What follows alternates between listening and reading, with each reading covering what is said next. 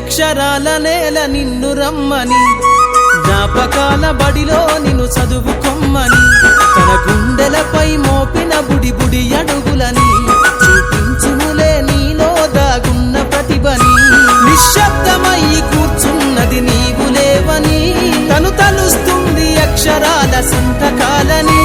ఎదిగే తరం ఏదని బడి వెతికనే మరి, అడిగింది అక్షరాల నేల నిన్ను రమ్మని, జ్ఞాపకాల బడిలో నిన్ను చదువుకొమ్మని, తన గుండెలపై మోపిన బుడి బుడి అడుగులని చూపించునులే నీలో దాగున్న ప్రతిభని.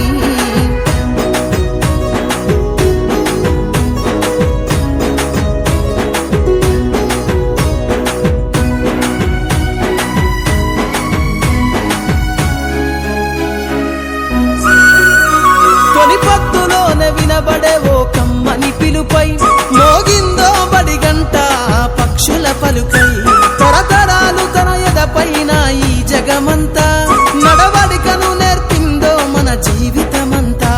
పాఠాన్ని వింటే ఏర్పడలే గొప్ప వేదికై, మన కనుల ముందు కదలాడిన దృశ్యమాలికై, బడి చేరలేని బ్రతుకులు శిలకల్లో హలాలై, చదువమ్మలేని జీవితగిన గాలి పటములై, ఎదిగే తరం ఏదని బడి వెతికనే మరి, అడిగింది అక్షరాల నేల నిన్ను రమ్మని, జ్ఞాపకాల బడిలో నిన్ను చదువుకొమ్మని. దుస్తులు సరైనటువంటి దుస్తులు లేకపోవడం ఉంటాడు అంటే ఒక క్రమమైన, ఎక్కడైనా కూడా ఇంటి దగ్గర కటింగ్ చేయించుకోకుండా మా దగ్గరనే మిలిటరీ కటింగ్ లాగా చక్కగా చేయించడానికి ప్రయత్నం చేస్తున్నాం. విద్య సారం భౌతిక సుఖముల తీరం, పాశ్చాత్య పోరాడిలో నిజ సంస్కృతి నిస్తేజం. సంవత్సరానికి 50,000 లక్షల రూపాయలు ఫీజు ఇచ్చినాడు. ఇలాంటి విద్యార్థులను కొనలేను. జాయిన్ చేయడమనే ఉద్దేశంతో 5th క్లాస్ ఈరోజు ఎగ్జామ్ రాస్తున్నారు సార్. మరి నేను కూడా ఒక కరెస్పాండెంట్ మా ఊళ్ళో 5th క్లాస్ వరకు ఉంటుంది.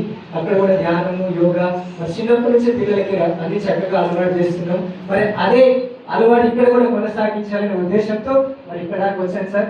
ధన్యవాదాలు.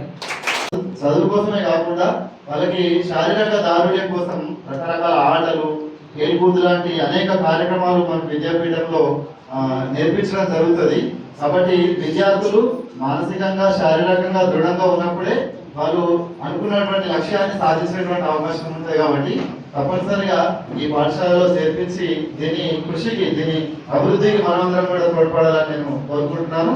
ఈ సంవత్సరం 7వ తరగతికి ఇప్పుడు కంప్లీట్ అయ్యి మా అబ్బాయి 8వ తరగతికి అడ్మిషన్ టెస్ట్ రాస్తున్నాడు. దేవుడి దయ వల్ల ఈ పాఠశాలలో సీట్ రావాలి, తప్పకుండా చేర్పించాలని కోరుతూ ధన్యవాదాలు.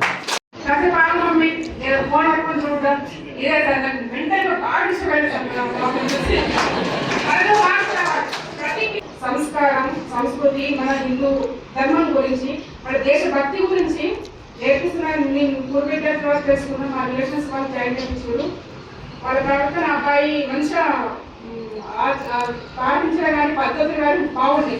దాని చూసిన మా బాబు కూడా జాయిన్ చేయించాలి. నేను కూడా మాట రాకపోయాను, ఒకసారి చూద్దాం ఎలా ఉంటారో అని అనుకోని వచ్చినట్టు. ఇక్కడికి వచ్చిన తర్వాత అనిపిస్తుంది అబ్బాయి రాకుండా అసలు ఇక్కడ మిస్ అయ్యేది కావచ్చు అని. ఇక్కడ వీళ్ళు నరేష్ గారు వీళ్ళందరూ చెప్తుంటే అసలు నాకు ఇద్దరు బాబు, ఒకరు 6th అయిపోయింది, ఒకరు 8th అయిపోయింది. ఇప్పుడు నా ఇద్దరు పిల్లలకు ఇక్కడే సీట్ రావాలని కోరుకుంటున్నాను. ఎట్లయినా సరే ఇక్కడ సీట్ సంపాదించి మా పేరుని ఇక్కడ చదివించాలని చెప్పేసి పాపలు తీసుకొని వచ్చినాం. శిక్ష కొరకు వేస్తున్నా అని మీరు అనుకుంటాం, మేము శిక్షణ కొరకే చేస్తూ ఉంటాం అనేది మేము చెప్తాం.